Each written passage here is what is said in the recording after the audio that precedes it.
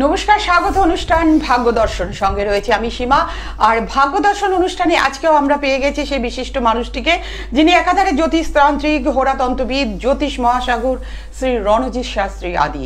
আর আজকে এই সরাসরি লাইভ ফোন ইন অনুষ্ঠানে আপনারা ফোন করুন, বিভিন্ন সমস্যা নিয়ে দাদার সাথে কথা বলতে পারেন। তার আগে আসুন আমরা পরিচয় করি রণজিৎ শাস্ত্রী আদির সাথে। নমস্কার দাদা।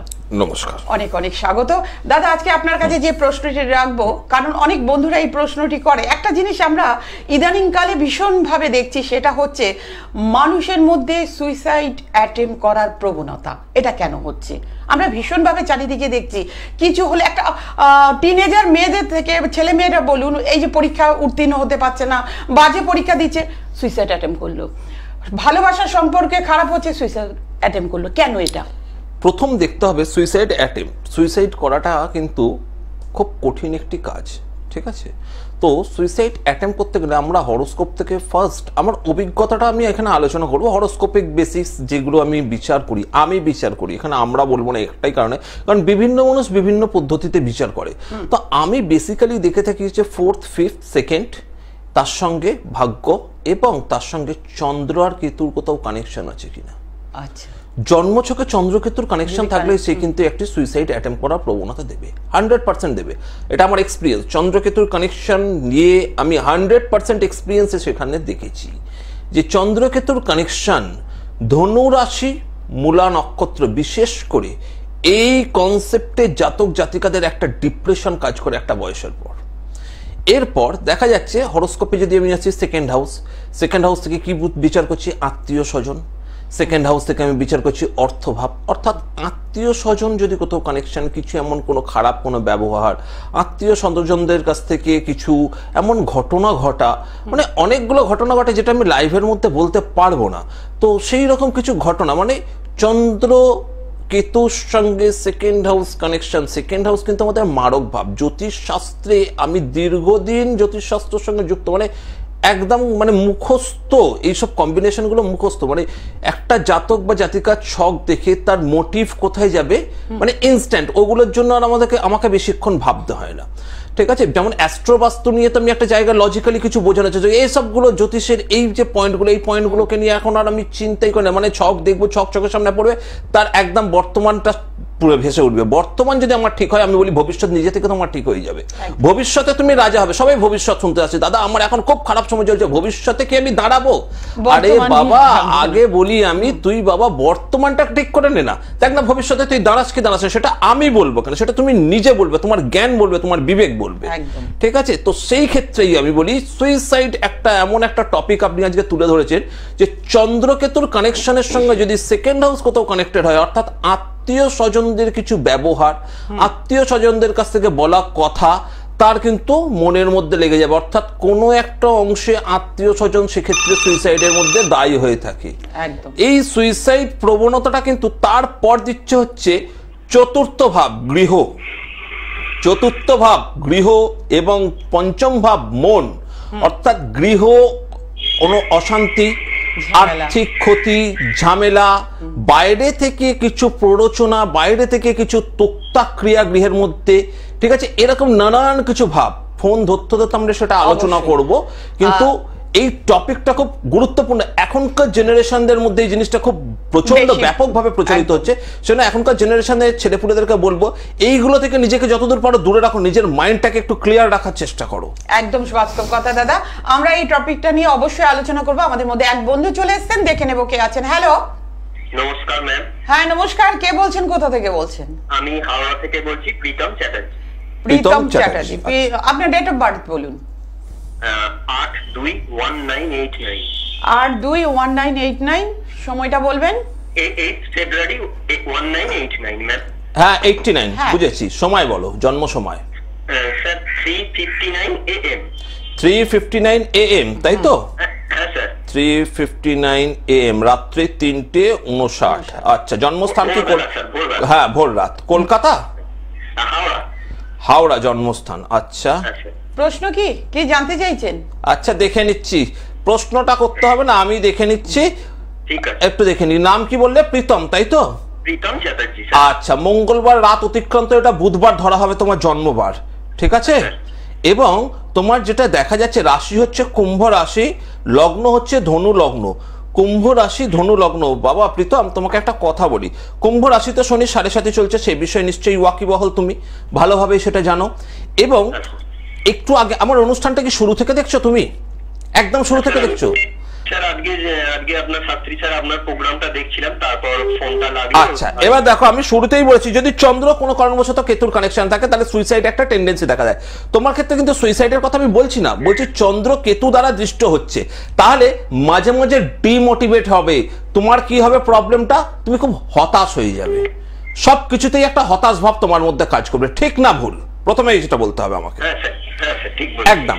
তারপর চন্দ্রের তৃতীয় মঙ্গল, মনে খুব জেদ, আমি করবই করব, এরকম একটা জেদ নিয়ে নাবো তুমি। কিন্তু দুঃখের ব্যাপার কি হয়, যেহেতু চন্দ্রটা রাহুযুক্ত হয়ে তোমার গ্রহণ দোষ তৈরি হয়েছে, আর্ধেকটা এগিয়ে গিয়ে মুখ থুবড়ে পড়ো, অর্থাৎ কিছুতেই নিজেকে স্টেবল বা স্ট্যাবলিশ করে উঠতে পারছো না তুমি। এটা হচ্ছে সব থেকে মারাত্মক ক্ষতিকারক একটি জায়গা। বৃহস্পতি ষষ্ঠে বসে, গুরুগ্রহ তোমার ষষ্ঠে বসে রয়েছে, তারপরে নিজের স্ট্যাবলিশমেন্টের জায়গা। তুমি অ্যাকচুয়ালি এখন আমাকে ফোন করছো, তুমি স্ট্যাবলিশমেন্ট হতে পারছো না, স্ট্যাবলিশ হতে পারছো না, সোজা কথা একদম। আর প্রচন্ড মানসিক চাপে রয়েছো। ঠিক না ভুল? একদম স্যার, ঠিক বলেছেন স্যার। কেন? প্রথম কথা তোমার গ্রহণ দোষ, দ্বিতীয় কথা লগ্নের মধ্যে শনি, ষষ্ঠে বৃহস্পতি। গুরুগ্রহ যদি পাপ স্থান তাকে আমরা বলে এসেছি সনাতন জ্যোতিষ, এতদিন অ্যাস্ট্রোবাস্তু কনসেপ্ট বলেছি, কিছুটা কেপিও বলেছি, তার সাথে সনাতন জ্যোতিষের কথাটাও বলি যে ষষ্ঠাষ্টম দ্বাদশে যদি কোনো পাপ গ্রহ বা কোনো শুভ গ্রহ যাই অবস্থান করুক না কেন, সেই গ্রহের কার্যকারিতা একদম শেষ। গুরুগ্রহ তোমার কাছে গুরু আশীর্বাদবিহীন, তোমার গুরু আশীর্বাদবিহীন অবস্থার মধ্যে তুমি রয়েছো। এবং এই যে শনির 7.5 চলছে, শনি এখন বলহীন অবস্থার মধ্যে রয়েছে।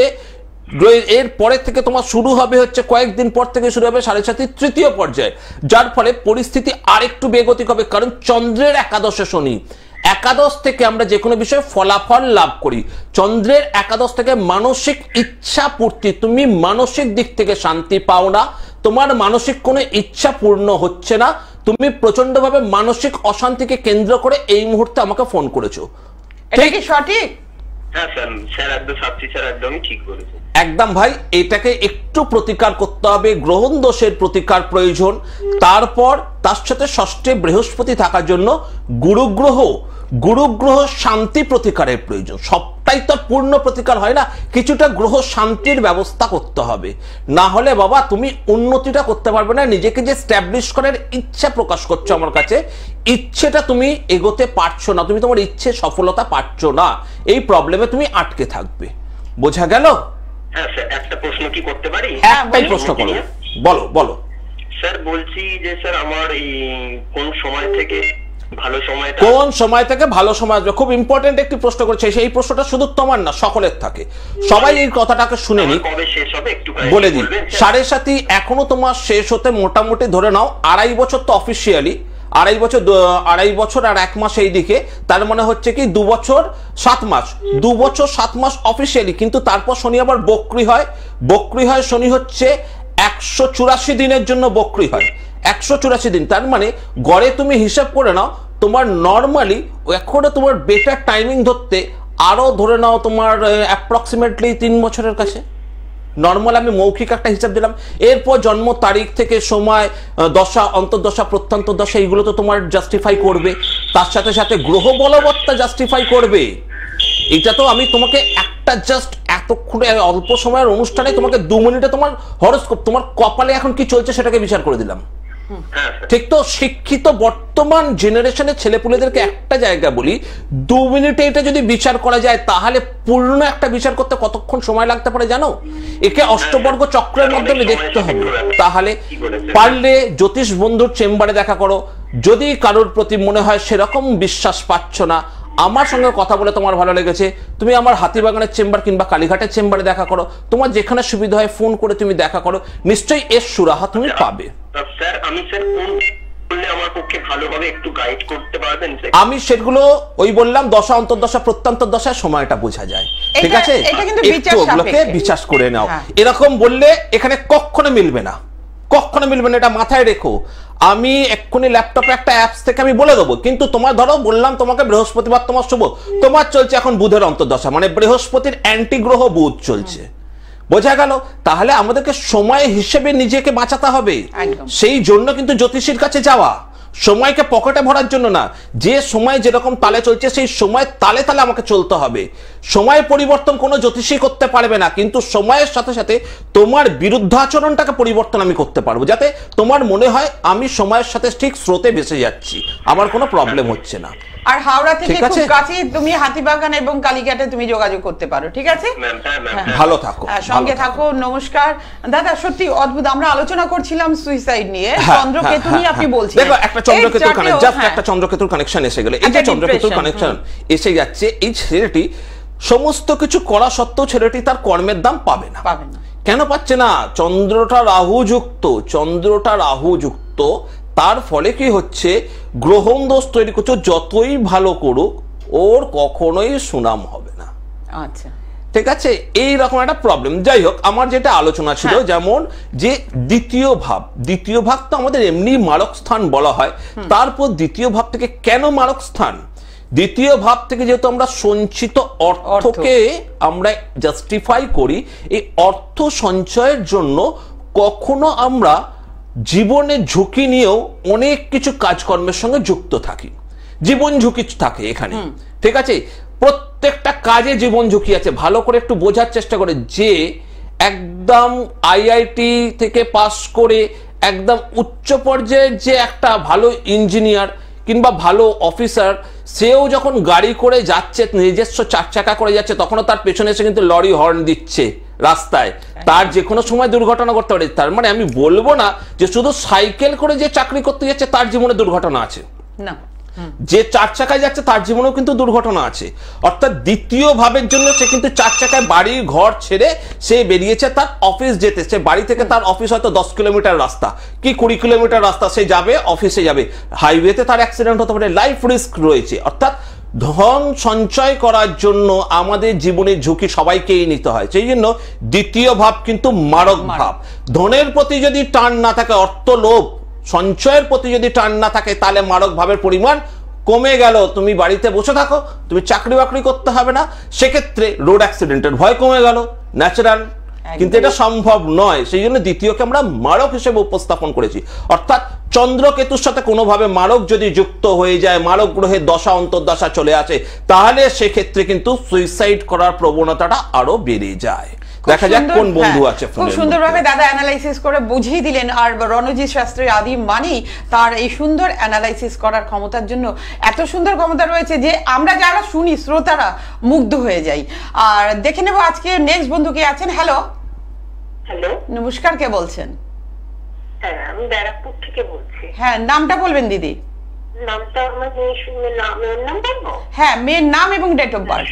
সর্বাণী ঘোষ, 11/1996। কত? আরেকবার ডেট অফ বার্থটা বলুন। 1/11। হ্যাঁ হ্যাঁ, 1/11/1996। হ্যাঁ হ্যাঁ। সময়টা? সময় 10টা 15 মিনিট। কখন? সকাল না সন্ধে? রাত 10টা 15 মিনিট। আচ্ছা, জন্মস্থান কলকাতা? না, জন্মস্থান ব্যারাকপুর। ওকে, আচ্ছা। অনুষ্ঠানটা প্রথম থেকে দেখছেন আপনি?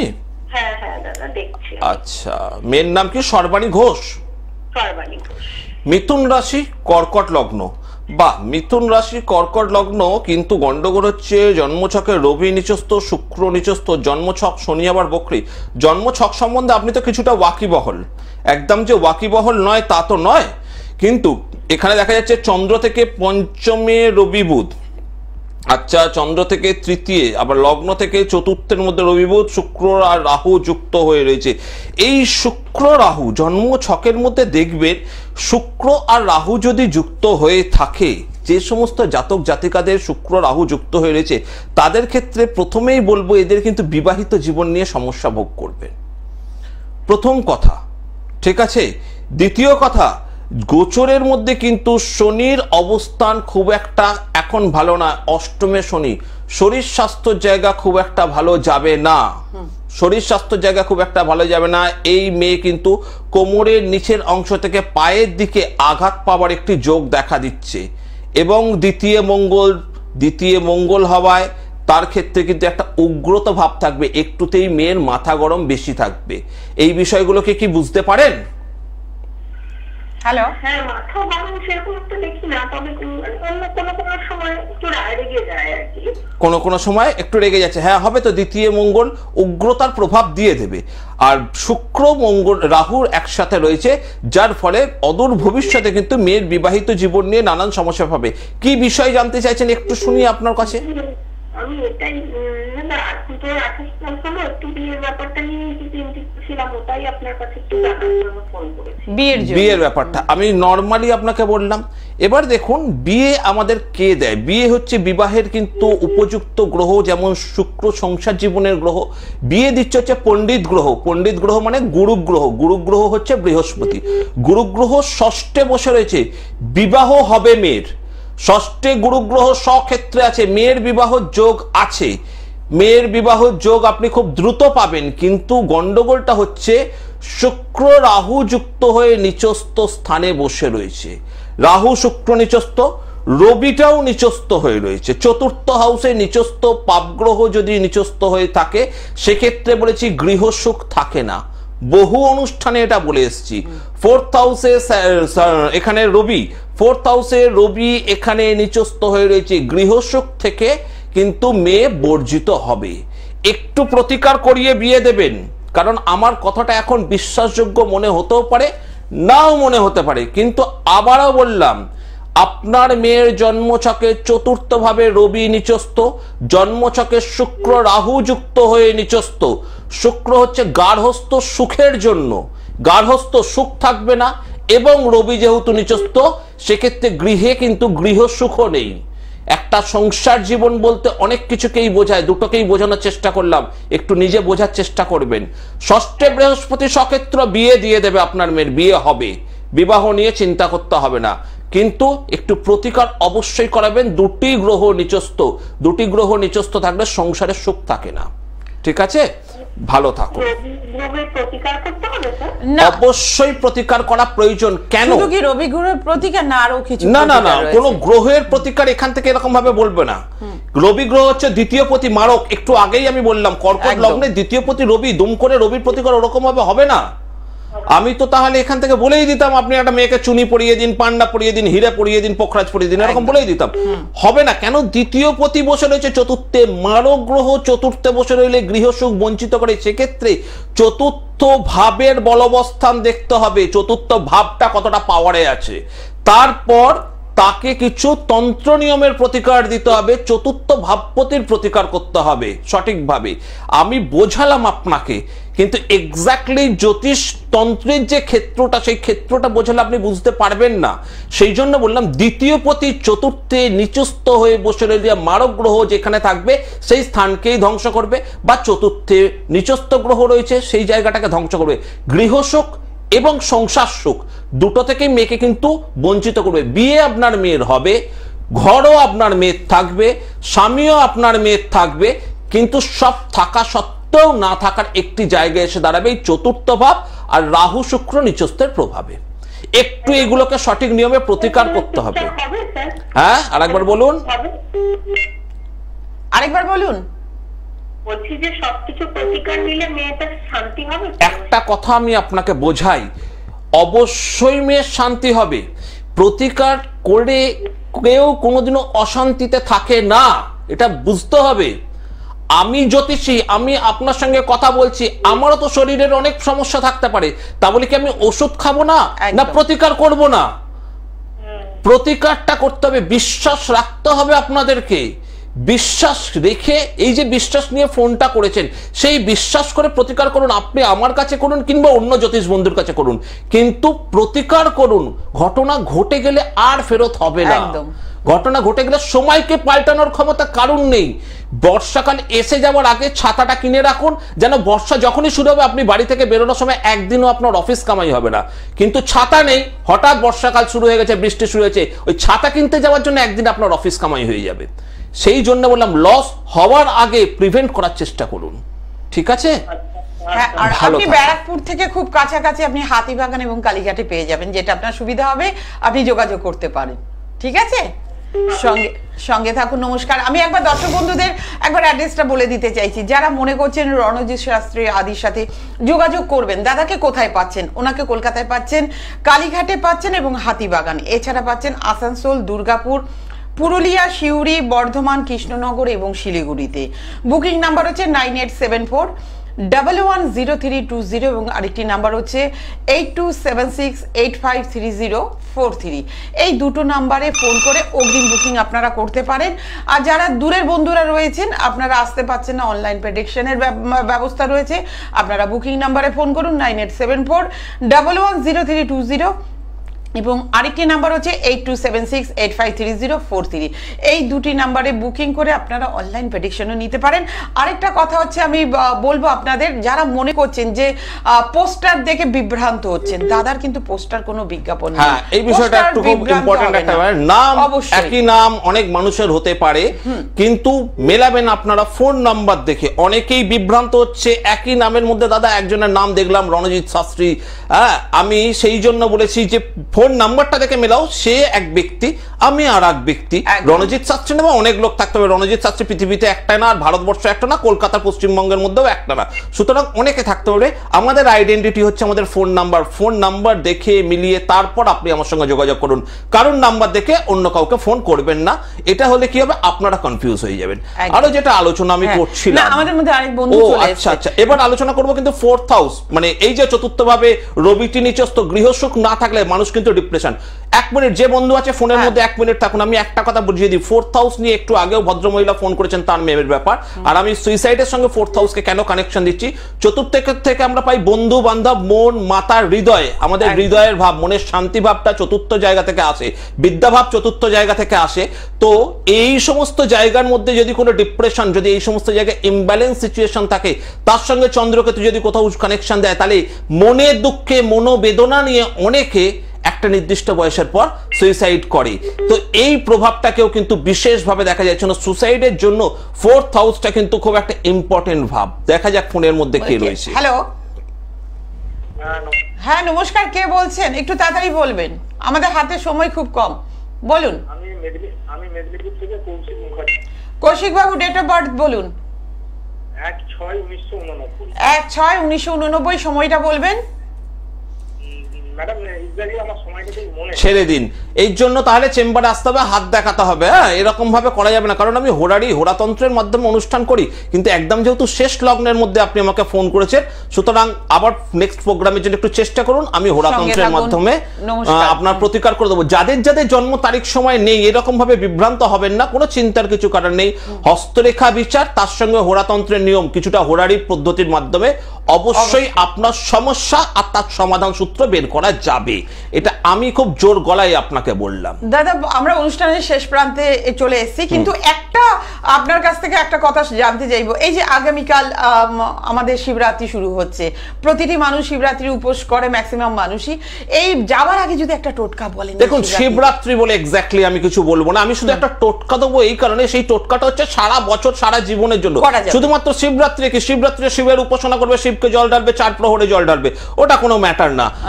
সুতরাং সারা বছরই তো বাড়ির শিবলিঙ্গে জল দিয়ে আসেন, শিবরাত্রি নয় 4 প্রহরে জল দেবেন, একটু বেশি বাবাকে আরাধনা করবেন। এটাই আমার কাছে খুব ক্যাজুয়াল কথা, খারাপ লাগতে পারে, বাট আমি খুব ক্যাজুয়াল মানুষ।